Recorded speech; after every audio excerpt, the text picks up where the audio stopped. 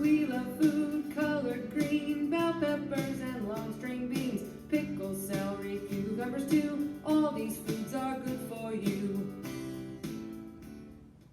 Welcome to Storytime Cooks, where we learn about food through books. Today we're going to be reading Applesauce Season by Eden Ross Lipson, illustrated by Mordecai Gerstein. I love applesauce. And so this is a fun book because it talks about how applesauce is made. Applesauce season starts just about the time school opens, and that's about what time it is. When it's still hot and summery, but vacation is over, one day Grandma says, "It is time for applesauce." We live in the city. There are no apple trees, but there are farmers markets where there are lots of apples. Our farmers market in Allegheny is on Saturday.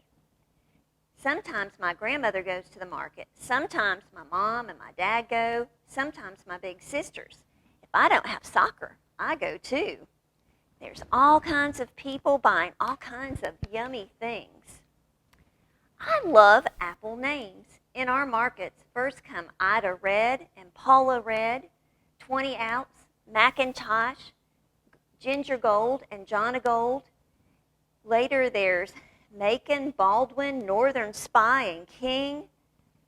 After that comes Wine Sap, Black Twig, all kinds of apples. We buy 6 pounds of apples for applesauce because that's just how much our sauce pot holds. And we buy many more for what Grandma calls eating out of hand. When we get home, the apples are dumped in the kitchen sink and washed. Remember, we've got to wash our fruit because it grows outside. I stand on a stepladder right next to the counter where the grown-ups chop apples and choose which ones to cut up next.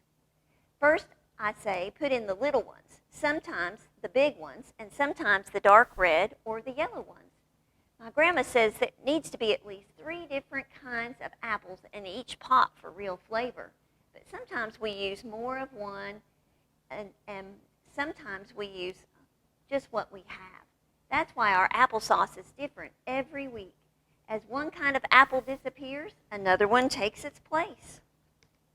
Mom cuts them into quarters. Grandma cuts them into 6. I don't know why.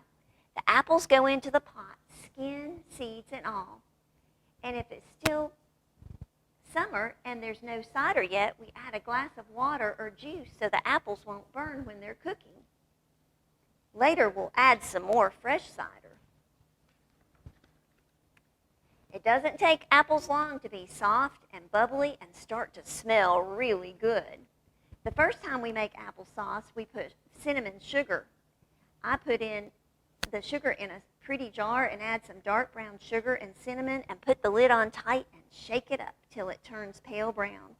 When the apples are still soft, a grown-up turns off the stove and opens the pot to let this mush cool a bit while I go and get the food mill. And the food mill is what they're going to use to turn the applesauce and make it really smooth. We put the hooks on the bottom of the mill on top of a big bowl and carefully put the warmed cooked apples in it. We grind and we scrape until all the apples have gone through into the bowl below. And all that's left in the mill is a clump of peels and seeds and cores that we're not going to eat. Then I put in the cinnamon sugar. Not too much, just a little. Mom puts in a little slice of butter, about the size of the tip of her pinky finger, and Grandma adds a tiny bit of salt. We taste it until it tastes just right, then it cools some more and thickens, and then it's ready for us to eat. Daddy doesn't make applesauce. He makes good things to go with it, like potato pancakes, for special mornings, or thin pancakes called crepes. He puts it with roast, and if there's any left at the end of the week, he puts it in a cake that is really yummy. To celebrate the first sauce of the season, my big sisters and the grown-ups, and sometimes the neighbors too, all sit at the table. We wait until everyone is served. I get a special cup. And then make a good wish for the rest of the season. We eat applesauce plain or with ice cream or cottage cheese or gingerbread or cookies.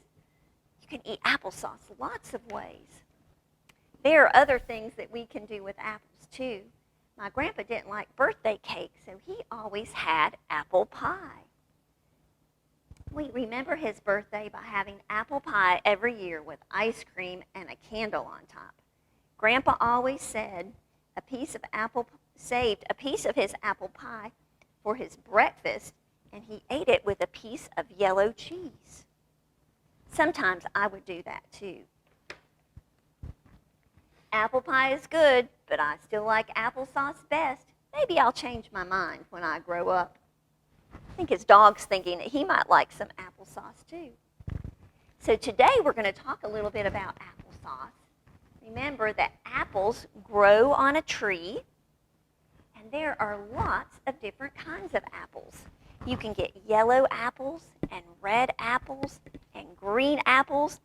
And according to our story, if we mix all those apples up, we can get some really yummy applesauce. Some of us might have applesauce that comes in a cup, and that's okay too. It's still made from apples on the tree. But if you want to make your own applesauce, you can do what the story said and cook those apples in a pot. If you don't have a food mill, just go ahead and peel the apples first and take the seeds out and the core out.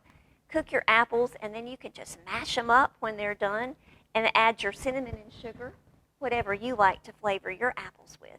If you want to cut back on your sugar, instead of cooking the apples in water, cook it in apple juice, and that will naturally sweeten your applesauce. I hope you will enjoy some applesauce today and come back next week and join us as we learn about food through books at Storytime Cooks.